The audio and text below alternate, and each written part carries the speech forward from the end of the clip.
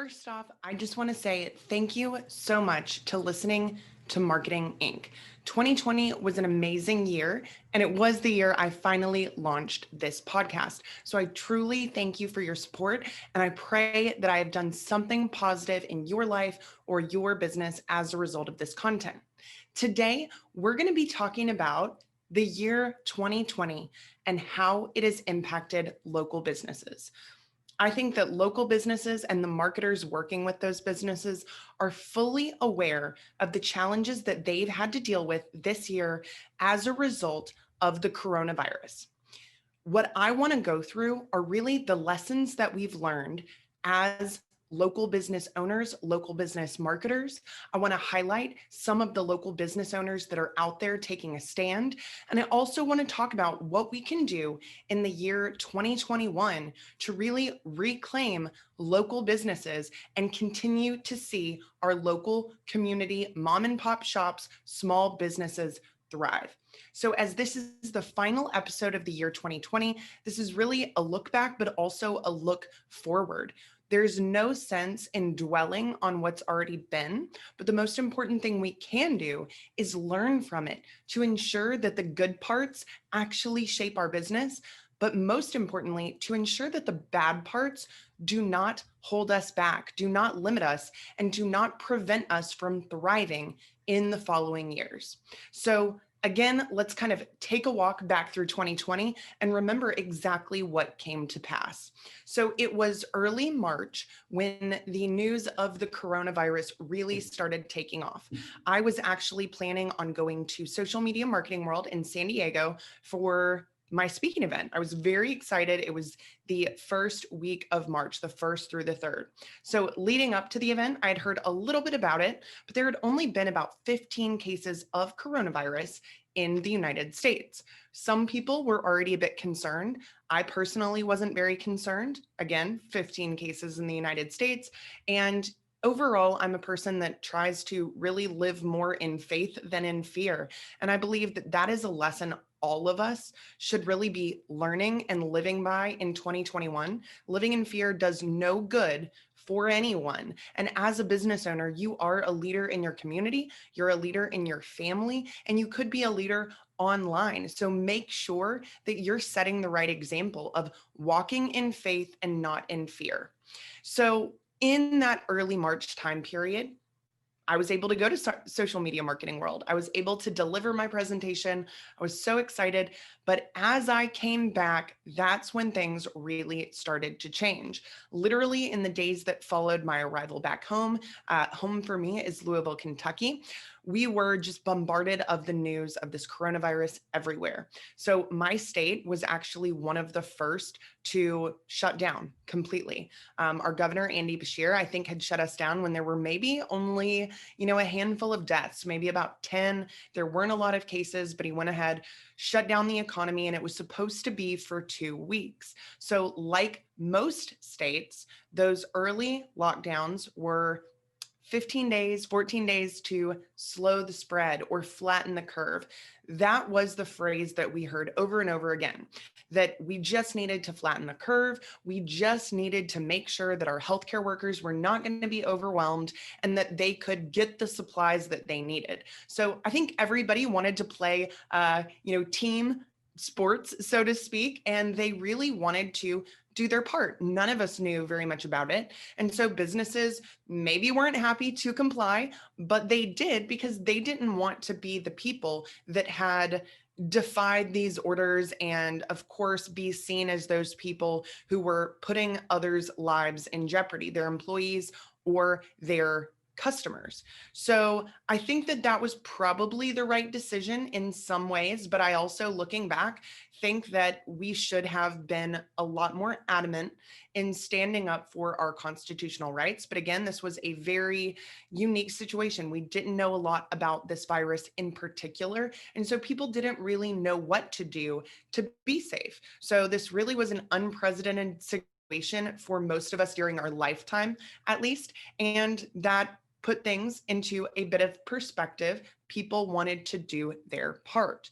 So as businesses started shutting down, we started to see things a bit differently, such as which businesses are staying open versus which businesses are being forced to close. And I think if you're like me, if you're like almost anyone in America, you've seen that it's been the local businesses, the mom and pop businesses, the small businesses that were forced to close, yet large big box retailers like Target, Walmart, Home Depot, Lowe's, these stores remained open.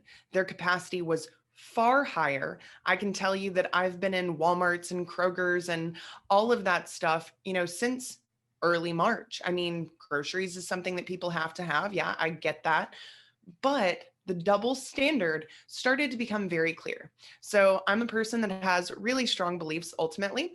I try and, tone it down for the most part unless it's truly necessary. But I am of the opinion that following the money is always the way to see the true intentions. So if you follow the money in that scenario, the people who are making these decisions about which businesses shut down, which businesses stay open, they are heavily invested in some of these companies, and a lot of times they are connected with the owners or the investors of these companies. They are donated to by the owners or top executives of these companies. And those companies have a very large, very powerful lobbying budget. And what that means is that money was influencing which businesses stayed open and which businesses closed. It started to become very clear to me that there was an attack on small businesses. Some people still may not see it that way, but the truth is, when you look at the double standard of who remained open and who was forced to close, and the business owners that have since been harassed for staying open simply to feed their families, I don't think that you can realistically see it in any other way. The truth is, the more local businesses close, the less competition these large, big box corporations have, and the more money their investors stand to make. The same can be said about the lockdowns. Lockdowns forcing people to stay at home, they devastated certain industries, but the industries that were not devastated were those of big box retail, were those of tech, of Amazon, of all of these companies that ultimately are very heavy political donors or are influencing policy in our country. They are profiting because of the shutdowns, such as Mark Zuckerberg. You guys know I'm a big Facebook advertiser. Truth be told, I'm a bit conflicted about it a lot of times. I fully believe that I'm doing a great thing to help local businesses, to help marketers, and to allow them to utilize these platforms to grow. But I also am very distrusting of the ownership and the decisions that they make in terms of who it's actually best for. If you guys watched the Social Dilemma documentary this year, you can see very clearly that the users, which are you and I, we are for sale by these companies, and they do not care about our well-being. Children are being severely impacted, adults are being severely impacted, yet nothing is being done. So by that measure, we can see that they do not care about the ultimate well-being of you and I.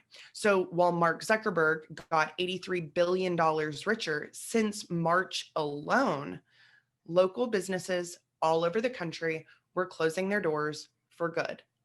Recently, Yelp put out a study that said of the over 250,000 businesses that were forced to shut their doors this year, at least 60% of them will never open again.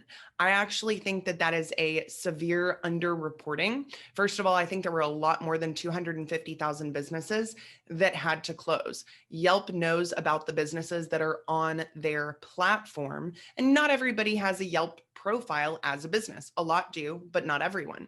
They're also looking at who has updated their status essentially to say permanently closed, and simply people are worried about feeding their families. They're not necessarily worried about updating their Yelp profile from closed or temporarily closed to permanently closed. And so by that logic, I believe it's far more. But even with that logic, that means over 150,000 businesses potentially will never open again and are unlikely to restart that business in the future. After taking the financial losses that they've had to endure, it's going to be extremely difficult. So, as we go from March and these initial lockdowns, we then start to have this, intermittent period where people don't know what's going to happen. Ultimately, we're still in a period kind of like that, even 9 months later, but businesses were very anxious to open up again. They went out of their way to do everything possible to comply with the CDC, to comply with their state governors who were using these executive orders to tell them what they needed to do in order to reopen, such as putting up plexiglass, enforcing masks, getting PPP for all of their staff every single day, making sure that their sanitization processes were much more stringent than they had previously been. And in some cases, creating these outdoor patios, lots of different things that all come at an expense to a business owner. We were then told about the PPP loans. And let's be honest, while it may have helped some people, and I'm so thankful that it did, that money was grossly abused. The Los Angeles Lakers took $5 million in PPP. They ended up giving it back because of a social media revolt saying how disgusting it was that while local businesses were suffering, an organization like the Lakers, who has the richest players and ownership of almost any team around, they were taking $5 million. And ultimately, they ended up still playing basketball. There were many other examples of these large corporations that were also owned by some very important people, invested in by some very important people. Those businesses got millions of dollars in PPP. I think a lot of local businesses also did not understand what the regulations regarding the repayment of their PPP was going to be. So, a lot of you guys, you may have to actually pay that money back. Some of you may not have to pay it back.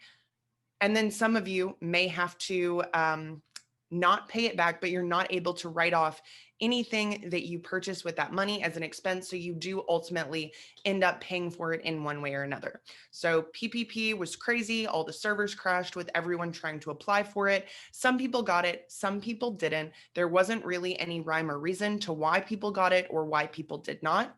Some people, their staff was able to get unemployment, and some people, their staff still never received a dollar in unemployment funds. So this has just been really chaos for months.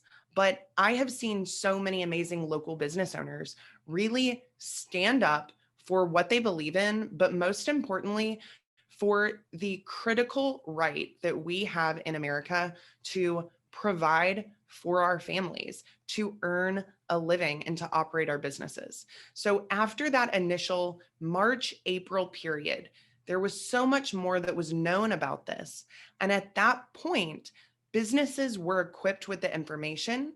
The public was equipped with the information that they needed to make good decisions, in my opinion. I think we're always going to have people that make bad decisions. And I don't think that any mandate, any edict, any executive order will ever change that. People make bad decisions. Some people make responsible decisions, but we cannot have a society in which we create rules for the masses based on the minority of people who make those very poor decisions. I am of the belief that you need to empower people with the information and allow them to make the right choice. That's what liberty is all about. So, what I want to do is talk about a few of the businesses who, after that initial period, after seeing information that really did not show that businesses in their industry were contributing to the spread, businesses who've never had a single reported case come from their location, they were forced to shut down again, or they were attempted to be forced to shut down again. One of those is Angela Marsden. She recently became kind of this viral sensation on social media. She's a restaurant owner in California, and it was terribly sad because in California, they have some of the strictest lockdown measures for local businesses. Again, there are always those exceptions to the rules, such as the French Laundry, where Gavin Newsom, the governor, was eating with 12 other people, maskless, while forcing these local businesses to shut down. It's not only that he told them no indoor dining, he said, oh, wait, I know you've purchased all of that outdoor dining equipment and you've spent thousands of your own money to make that happen. But now, even though there's no evidence that this is spread through outdoor dining in any way and that outdoor dining is the safest type of dining, period, you've got to shut down your outdoor dining. Yet he kept the movie industry going. There was a movie that was being produced right next to her building. They set up outdoor food tents directly in her line of sight that were able to be utilized. Yet she was forced to shut down her outdoor dining. That makes no sense whatsoever. And so, like someone who is looking at things logically, she really decided to stand up and speak out about it. I'm so glad that she did. I think that in 2021, we need more business owners that are going to stand up for what's right. They're going to speak out. And the truth is, I know that it's scary. It's scary because the people who have spoken out, the people who have resisted these shutdowns and have opened their businesses safely, responsibly, but also letting their customers make their own decisions about what they are comfortable with, because ultimately those are the people that are deciding if it's worth the risk to go to a business like this. And if it's worth the risk for them, then they're going to be the ones that ultimately have to face consequences should they arise. That is their right. And so Angela Marsden really called attention to this double standard that has been existing in not just California, but states all over the country. We have these people that are creating these rules for local businesses outside of real constitutional power. State legislature is the one that is supposed to create laws and legislation. Those are our elected representatives. And that's not been what's happening due to this state of emergency. The truth is, this state of emergency could go on for a very long time. Who really knows? Do we have control over it? No, we do not. But what we do have control over is our own lives, our own businesses, and if we're going to stand up for what we believe in. If you're a business that hasn't been impacted and you've shut down and you're fine with that and it's not hurting you and you're feeding your family and your employees are fine, then that's absolutely fine. But if that's not the situation for you, I really just want to encourage you to take a long, hard look at what your rights are. And I really pray that you have the courage to do what you need to do to feed your family, to allow your employees to feed their families, because we are in a very difficult time for people who have been impacted. There isn't much help coming. There isn't much help on the way. And the only thing that we can do to support ourselves, to support our family members, to support our community and our employees is to be able to operate our businesses. One example is Max Public House. This is in Staten Island. This is a crazy story. Max Public House was a bar that was in Staten Island, and their governor basically drew a line down the middle of Staten Island and said, this side is safe, this side is not safe. This side can be open, this side is shut. This owner of Max Public House, he was a block away from businesses who were fully open. He was about to lose everything. He could barely provide for his family. Yet there were businesses that do exactly what he does a block away that were able to operate. There was no scientific evidence that would have caused him to have said, oh, it is much more dangerous over here on this side of the street than on that side of the street. And so he was within his rights to reopen his business. Unfortunately, he has dealt with a world of chaos since. There were undercover police officers sent to his restaurant just waiting to be served food in hopes that they could arrest him. 12 sheriffs were sent to his location. I personally feel like that's not really a great use of tax dollars and public officials. This is a peaceful local business owner who's simply trying to support his family. And then there has been many, many more things that have happened since. But the truth is, he's fighting it. And he's fighting it not just for himself, but for all local business owners and their right to safely operate and provide for their family. Another local business owner that I'd like to highlight is Ian Smith. He is the owner of Attila's Gym in New Jersey. And Ian has been very resistant to the lockdowns for quite some time now. So Ian is a gym owner. He himself is a health professional, and he has done every possible thing to safely open his business. But his clients were begging to come back and work out. They wanted to continue to improve the health of their bodies. He needed to support his family and his employees. And ultimately, he made the decision not to shut his doors.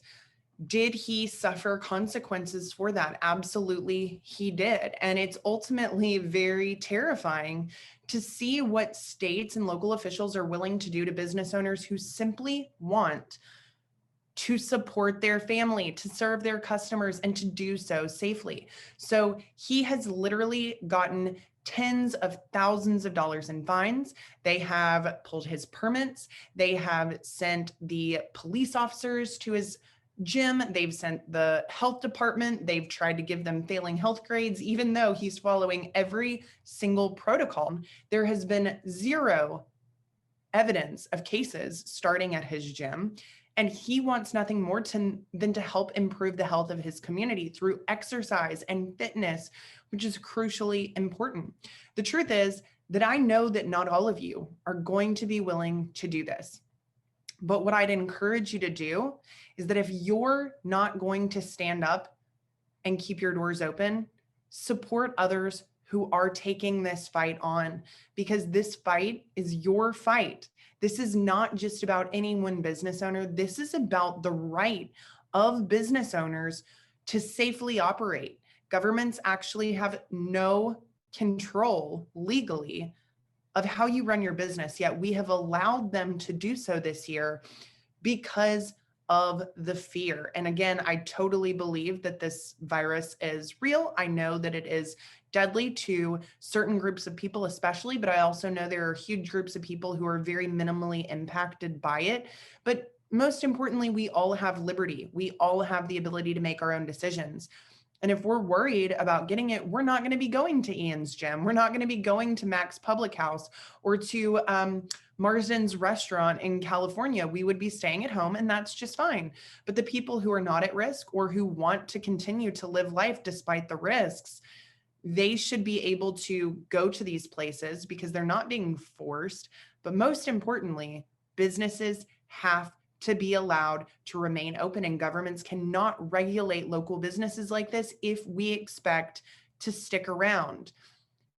If this continues, my worry is that local businesses will become a thing of the past. And this episode is not in any way to make you scared or to make you nervous. I'm sure that that's already happened based on what you've seen this year. We also have businesses that have been forced to shut that are also protected by the First Amendment. And I'm talking about churches.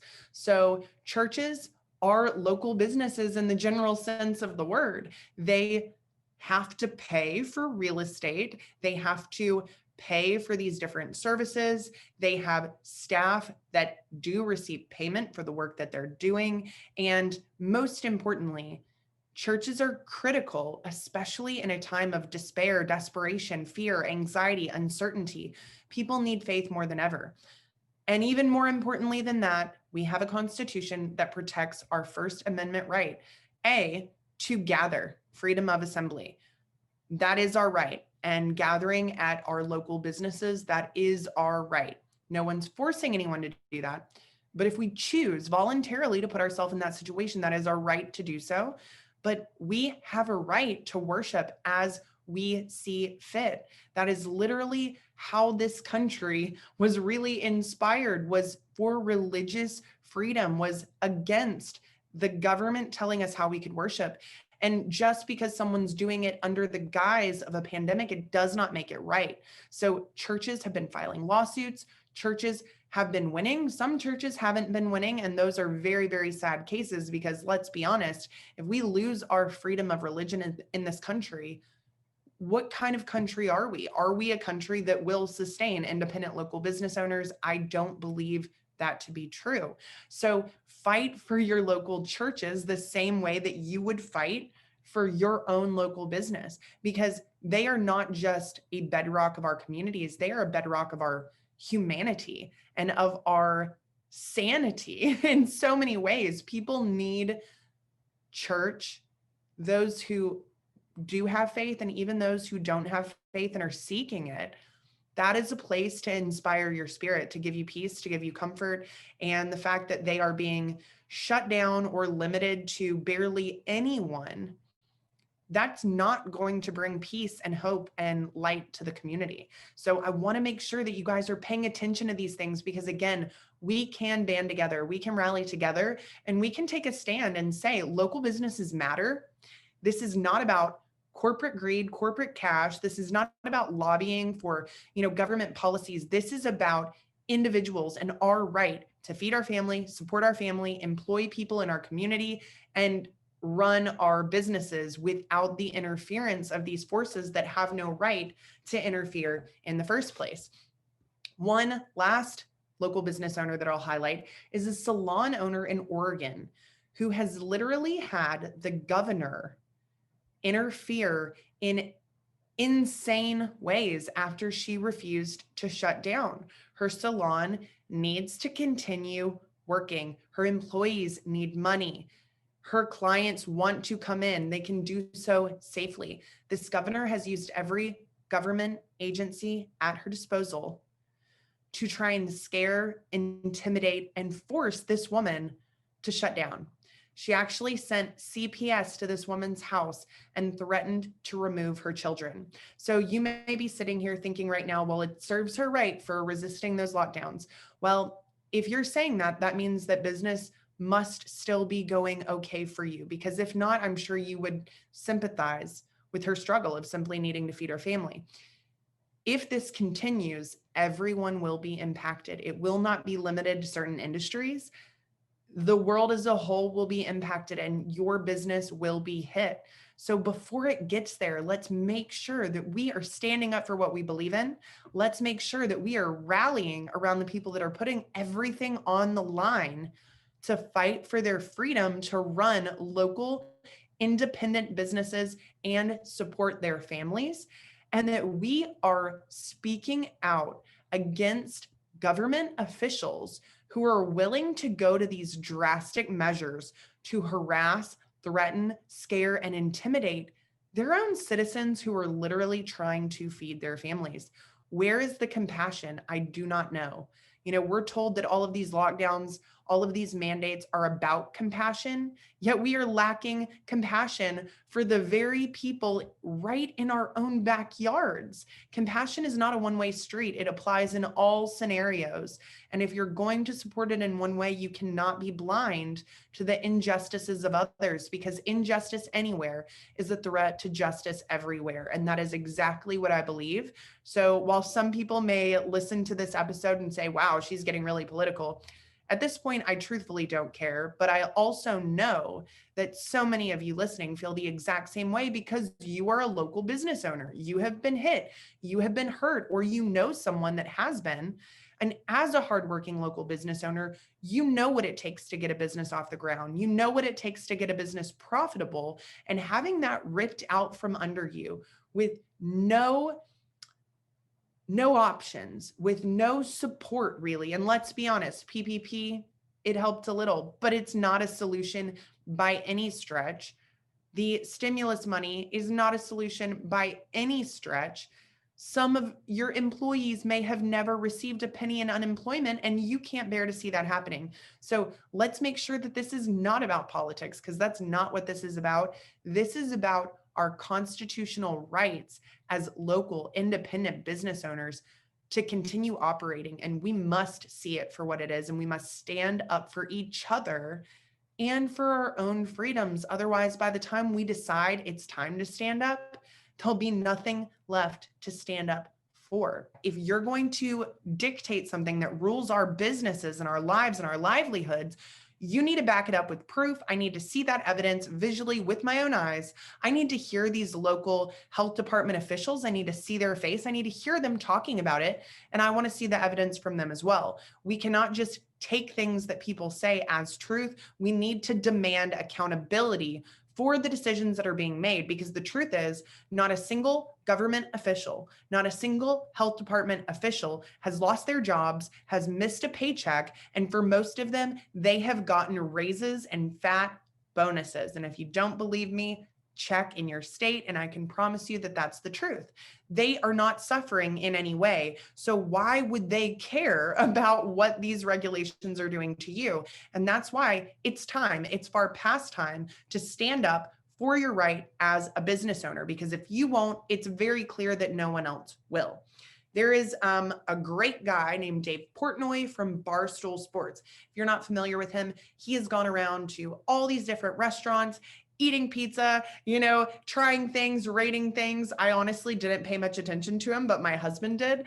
And so then I recently saw him, and he has started a fund for local business owners that are struggling. So if you are struggling, if you are listening to this right now, go check out barstoolsports.com/fund. You'll be able to see how you can apply and ask for donations. So I've been donating to the cause. I'd encourage any of you who have disposable income right now to please go and donate to that. But it's 100% for local business owners. And Davis said, when people have asked him, why are you doing this? And he said, I didn't plan to do this, but no one else did anything. And we simply cannot stand by and watch this happen. Our hospitality industry will be wiped out.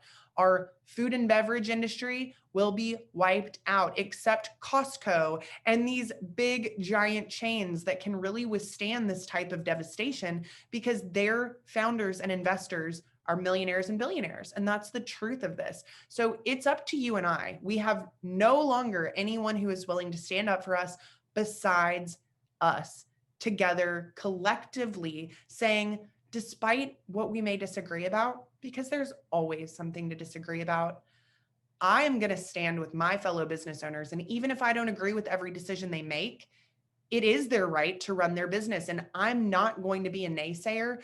I'm not going to tear them down. I'm going to lift them up, because that could be me. And maybe it will be if we don't do anything.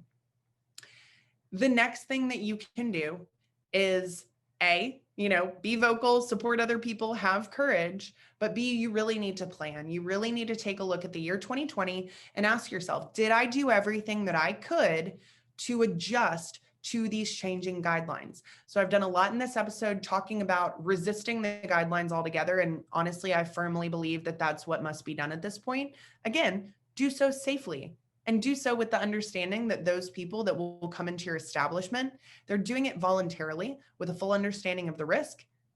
And that's their liberty. It's all of our liberty to make personal decisions that work for us in our situation. The same way that states are all different and what works one place isn't going to work in another place. Every person is different. Your health and your mindset is different than my health and my mindset. And we cannot make these blanket, regulations for everyone.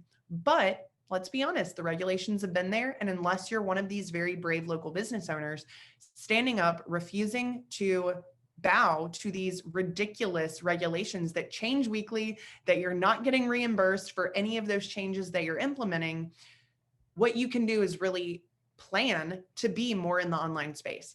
Part of me hates even saying that. Obviously, I am a local business owner. In one sense, I'm an online business owner in a very heavy sense because I've always done things heavily online, but I was the president of my local BNI group for 2 years. I have been in BNI for 4 years. I do local networking. I care very deeply about local business owners and actually being a local business owner myself.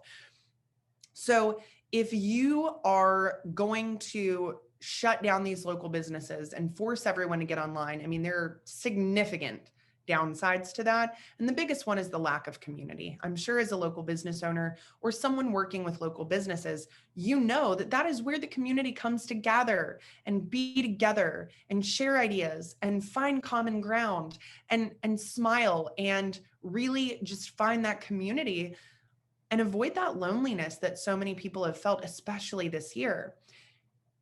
That side of it, if you fully integrate online, is going to be completely gone. And that's terrible. But I do understand that if you must do that, you must do that. And if you haven't already done so, there has never been a time more important than right now. I personally believe that we all need to have various ways to produce an income. We need to have various ways to reach our clients and our consumers. So I believe text message marketing has never been more important. I do believe online marketing has never been more important because that's where people are. The consumers in general are spending 70% of their time, 70% more of their time online than they did previously, because a lot of them are out of work or they're working from home outside of a traditional structure that allows them to spend going to shift in a way that allows you to continue to do business, even if your doors are closed. You've got to get those things in place. That is 100% what I help businesses with. And that is 100% what I can help you with. If you need the help, feel free to reach out online, ask me any questions that you have. Make sure that you join my Facebook group. I have a free Facebook group called Remodel Your Marketing Local Business Growth Community. Join that group. I do free challenges all the time. And I'm actually at this moment in the middle of our marketing strategy challenge. Okay. I'm actually going to be dropping all of these trainings next week, the first week of January, to allow you guys to listen to them on the podcast, as well as join in on the Facebook group. So just search for that on Facebook.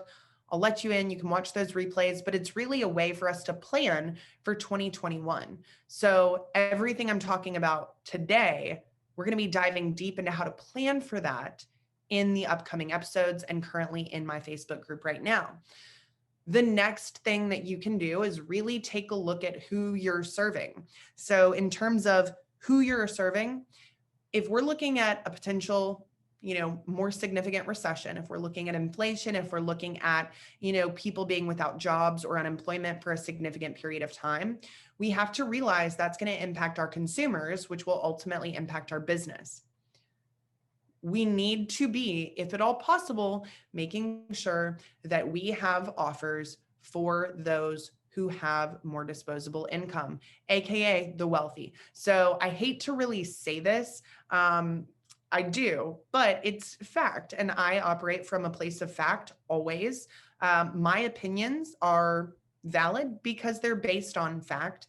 But I do see the wealthy is simply something that every local business owner has to consider right now, because when there are financial challenges in the world, they will be less impacted. They will continue to have disposable income, meaning they can spend it on your business products or services. If we're focusing on people who are in a lower income bracket only, I'm not saying you have to do away with any of those things.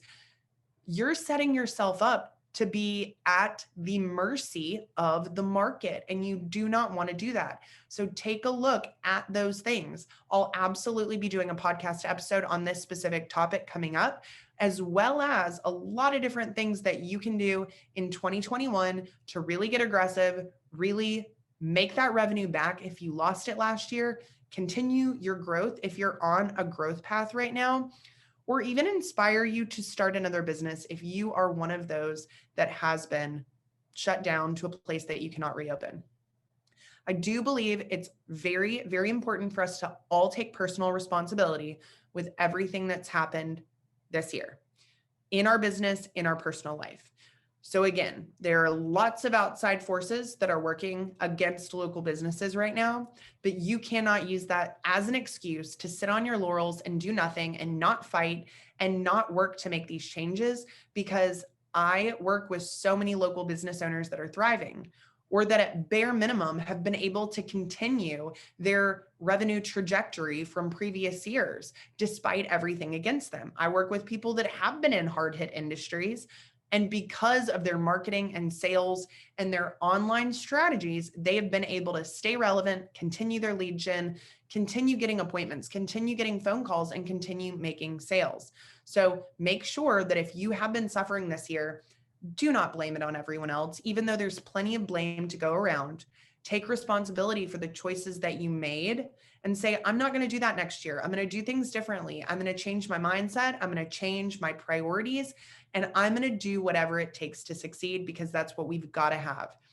I see 2021 as a fighting year. This is a fight for our life. This is a fight for our business. This is a fight for our livelihood, but that doesn't mean that it has to be negative. We can fight together. We can really come together. And I'm not trying to spout some, unity cliche here. I think that true unity of everyone is never going to be accomplished. But I do believe that people with shared core values, shared core beliefs, and the belief that America and that freedom matter, liberty matters, being able to simply earn an income is one of the most basic human rights of all. And we cannot let that be taken away from anyone, even if it has yet to impact our specific business. And I speak as a person who has grown significantly this year.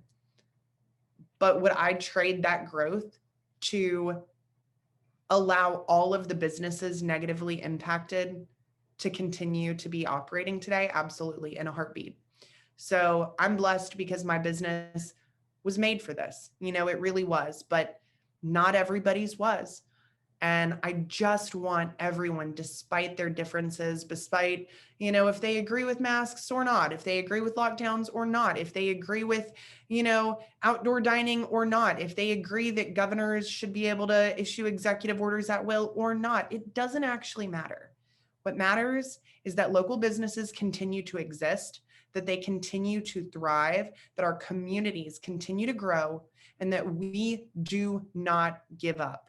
So tune in for my upcoming episodes. We're going to be dropping 5 episodes very shortly, coming next week, all about how to plan for 2021. We're diving into 5 days of my 5-day planning challenge so that you can have a clear plan in place for your marketing and sales to keep you afloat, to keep you growing, keep you thriving, and to hopefully keep your spirits up.